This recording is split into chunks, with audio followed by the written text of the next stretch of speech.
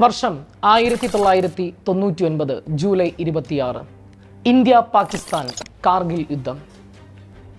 ലോക ചരിത്രത്തിൽ തന്നെ ഏറ്റവും ഉയരത്തിൽ നടന്ന യുദ്ധമാണ് കാർഗിൽ യുദ്ധം.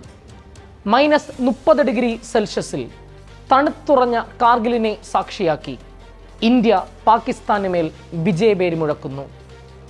രാജ്യമെമ്പാടും ആഹ്ലാദം അലയടിച്ചപ്പോൾ ഒരാൾ മാത്രം വിശ്രമിക്കാൻ തയ്യാറായിരുന്നില്ല.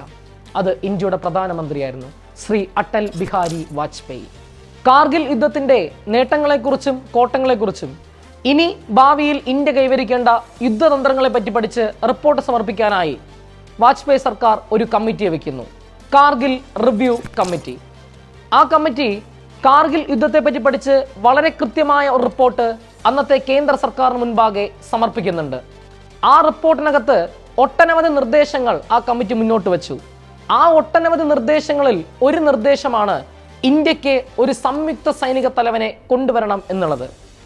ഇന്ത്യയിൽ CDS അഥവാ ചീഫ് ഓഫ് ഡിഫൻസ് സ്റ്റാഫ് അഥവാ സംയുക്ത സൈനിക തലവൻ എന്ന പദവി കൊണ്ടുവരണമെന്ന് ആദ്യമായി നിർദ്ദേശിച്ച ആ കമ്മിറ്റിയുടെ തലവന്റെ പേര് K. Subrahmanyam. He is the head of Kargil review committee. ആ സുബ്രഹ്മണ്യം കമ്മിറ്റിയുടെ റിപ്പോർട്ട് നടപ്പിലാവാനായി വീണ്ടും 2 പതിറ്റാണ്ടുകൾ കാത്തിരിക്കേണ്ടി വന്നു. കൃത്യമായി പറഞ്ഞാൽ 2020 ജനുവരി മാസം 1-ാം തീയതി ഇന്ത്യയുടെ ആദ്യ സംയുക്ത സൈനിക തലവനായി നിയമിക്കപ്പെടുന്നു ഇന്ത്യയുടെ സ്വന്തം ജനറൽ ബിപിൻ റാവത്ത്. ജനറൽ ബിപിൻ റാവത്തിന് എന്ത് സംഭവിച്ചു എന്ന് നമുക്കറിയാം.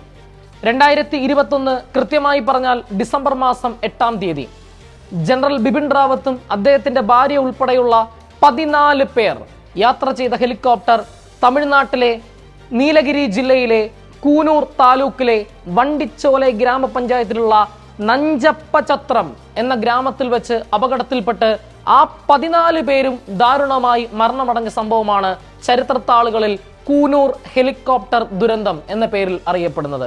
മരണമടഞ്ഞ ആ 14 പേരിൽ ഒരു മലയാളി ഉണ്ടായിരുന്നു. തൃശൂർ സ്വദേശിയായ ആ ജൂനിയർ വാറന്റ് ഓഫീസറുടെ പേര് പ്രദീപ് A എന്നാണ്. ദുരന്തത്തിൽപ്പെട്ട് തകർന്ന ഹെലികോപ്റ്ററിന്റെ പേര് Mi-17V5. അതൊരു റഷ്യൻ നിർമ്മിത ഹെലികോപ്റ്ററാണ്. പൈലറ്റിന്റെ പേര് wing commander Prithvi Singh Chauhan. Coonoor helicopter ദുരന്തം അന്വേഷിക്കാനായി ഇന്ത്യൻ വ്യോമസേന ഒരു കമ്മിറ്റിയെ വെച്ചു. കമ്മിറ്റിയുടെ തലവൻ air chief marshal Manavendra Singh. ദുരന്തം നടന്ന് നിമിഷങ്ങൾക്കകം രക്ഷാപ്രവർത്തനത്തിന് ഓടിയെത്തുന്നത് ആ നഞ്ചപ്പചത്രം ഗ്രാമവാസികളാണ്. അവരോടുള്ള ആദരസൂചകമായി ഇന്ത്യൻ വ്യോമസേന ആ ഗ്രാമത്തെ ദത്തെടുക്കുന്നുണ്ട്.